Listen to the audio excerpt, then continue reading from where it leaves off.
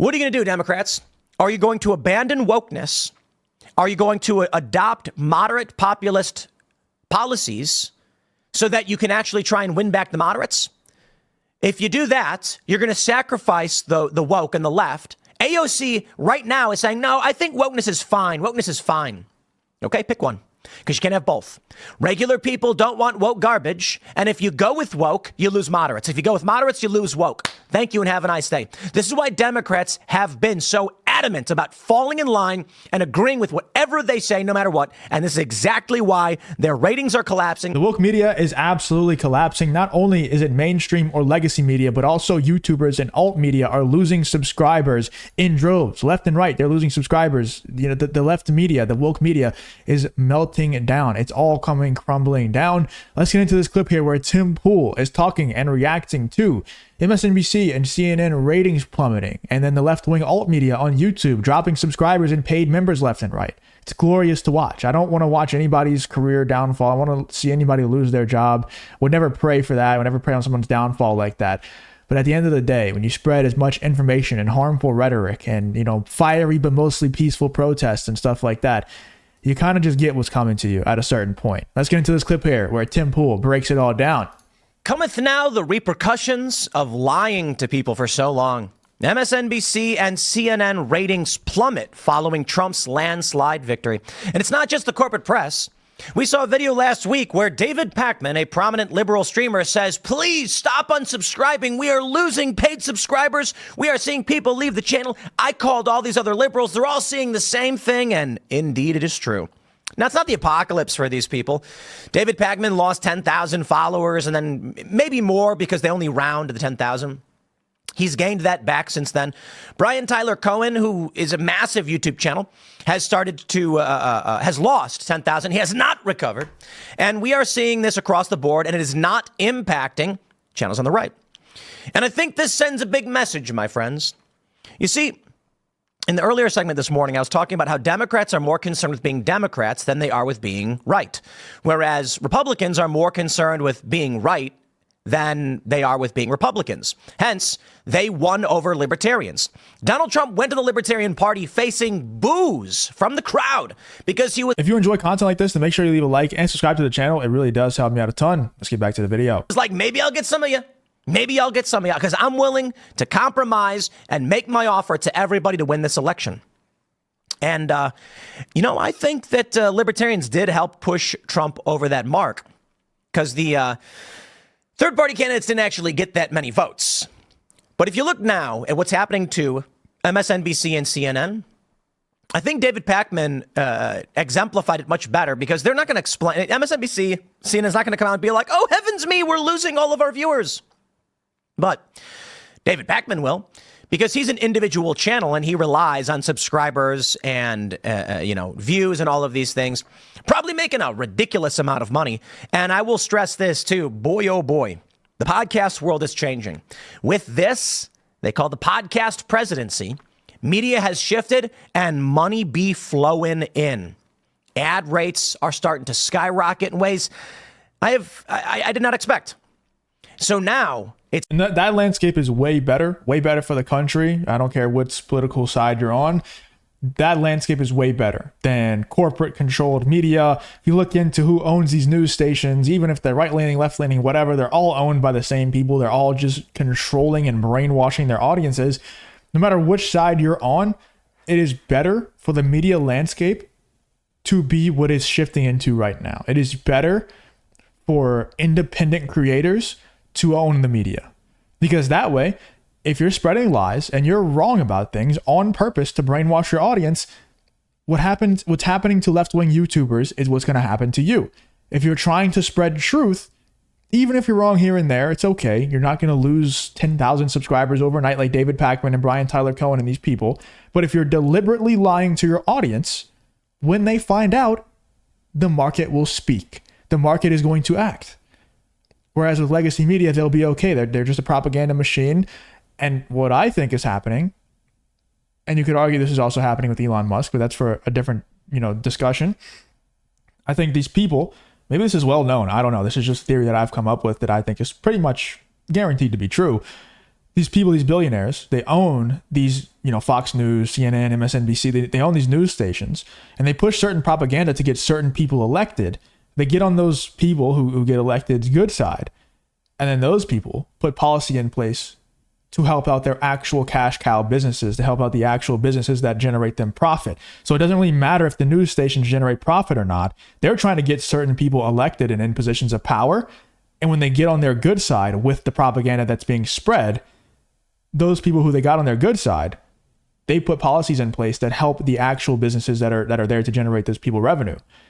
And you can argue that Elon Musk is doing the same thing with Twitter, because I don't think Twitter, maybe I'm wrong, I don't think it's very profitable right now with all of the advertisers that pulled out because of the things that Elon has said on Twitter and other platforms. But he used it to gain the favor of Donald Trump. He used it to, he's with Donald Trump all the time now. Apparently Elon Musk is now on calls with Donald Trump when he's talking to other world leaders. So Elon Musk has gained massive amounts of favor with Donald Trump, and I'm sure that's going to benefit him and his other businesses with the influence that he has. I don't know if that's necessarily illegal or frowned upon or wrong or anything like that. I'm just saying as it is. I'm just saying it as it is. And I think it's much better if independent creators own the media landscape versus these billionaires who are trying to gain the favor of these politicians in order to profit. It's going to be better for everyone if there's a free market. It's getting pretty wild to see how much money people are making when they're doing these ads, because people don't want to buy on TV anymore because it doesn't move product. It's interesting. But I will tell you this. The Democrats are screwed. This is another example, playing off of my earlier morning segment, where I would suggest the Democrats are a done. Now, they'll figure something out fine. What I mean to say is, what are you going to do, Democrats? Are you going to abandon wokeness? Are you going to adopt moderate populist policies so that you can actually try and win back the moderates?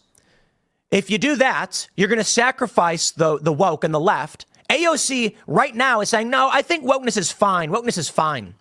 Okay, pick one, because you can't have both. Regular people don't want woke garbage. And if you go with woke, you lose moderates. If you go with moderates, you lose woke. Thank you and have a nice day. This is why Democrats have been so adamant about falling in line and agreeing with whatever they say, no matter what. And this is exactly why their ratings are collapsing and their shows are failing. But let's take a look at this story from the Daily Wire, and then we'll throw it to our good friend David Peckman as he explains that there are bloodthirsty pro-Trump influencers planning to destroy him and progressive media.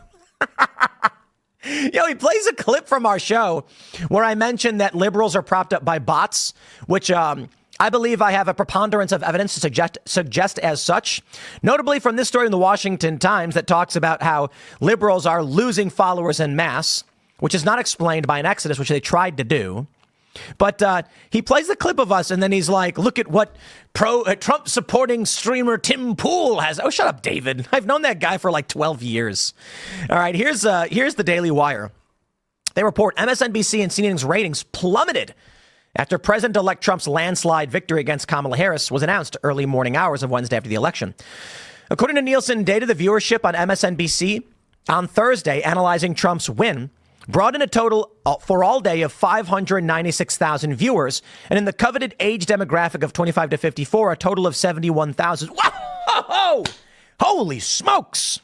Guys, take a look at my video yesterday morning has 275,000 views. And that is almost entirely key demo, 25 to 54. That's just one clip that I've done. We do, I think, 1.5 million uniques, million unique views. I think that's what it is per day. Maybe I'm wrong. It seems a little, no, I think that's probably right. 1.5 million uniques. And then some people watch multiple, so we end up getting a couple million across the board. All key demo. And for the day, their total was 596,000 and only 71,000 for all day. Holy crap, that's insane. That's horrible. I mean, that's absolutely awful. I think that might be worse than my channel. And I'm nowhere near Tim Pool's level, and you would think that I'm nowhere near MSNBC's level. But it makes sense if you think about it. If you're in that demographic, if you're in the 25 to 54 age range, think about your friends or your family members that are around the same age as you. Any of them watch MSNBC? Any of them watch legacy mainstream media? Who the hell watches this stuff? I don't know anyone who watches it. So it makes sense. It makes total sense. They say on CNN, Coverage of Trump's election victory throughout the day on Thursday brought in 419,000 total viewers and only 91,000 in the key demo. Nobody is watching CNN anymore. I got to say, guys, I think we're keeping them on life support. When we talk about the corporate press at this point, I think it's us keeping them on life support. I think the reality is David Pakman gets way more views than that.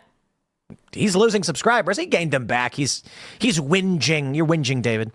Primetime coverage for both networks was even worse, with MSNBC host Alex Wagner experiencing the lowest rated show ever, and Chris Hayes' show scoring the worst audience since May of 2016. Year over year, MSNBC's numbers were also down 23%, while CNN's audience was down 40%. So I'll stress this. We have one primetime show. We are the biggest primetime live show on YouTube. Timcast IRL. I'm going to say that again for everybody in the back. Timcast IRL is the biggest YouTube primetime live show. We are the second biggest show on YouTube for the day. Pat McAfee beats us. And in the news category on YouTube, we are number one all day. And in general, I believe right now, for the entire U.S., we are bested only by the king himself, Dan Bongino. Shout out to Dan Bongino. His show is like 3 times as big as Timcast IRL. So for YouTube, though, he's on Rumble. For YouTube, we're number one. Number one primetime, number one news. Thank you guys all so much who watch this show, but let's revel in it. Share the show with everyone you know. Hit that subscribe button right now. Tell everyone to subscribe. We are taking over. The media is us. The corporate press is crumbling. And so they 100% are. And it's glorious to watch. It's crazy that it took this long. It had to be happening for a while. I don't know if this would have happened. I think it would have happened regardless of who won this election, to be honest with you. It might have been a bit delayed if Kamala Harris won, because they would be celebrating and then, they would be thinking that people are actually buying into their propaganda. At a certain point, though, like I was saying earlier, I don't think these people who own these media companies, I don't think they really care about profiting. But if they're losing this much money, and they're also not gaining much influence from these organizations because nobody's watching, at a certain point, you got to think that they're going to be shut down soon. Let me know in the comments, what do you guys think about this whole Tim Pool video where he breaks down the collapse of woke media, of mainstream legacy media?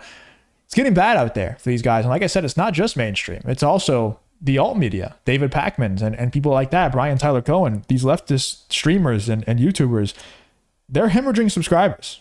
Let me know in the comments, though, what you guys think about this whole Tim Pool versus woke media situation.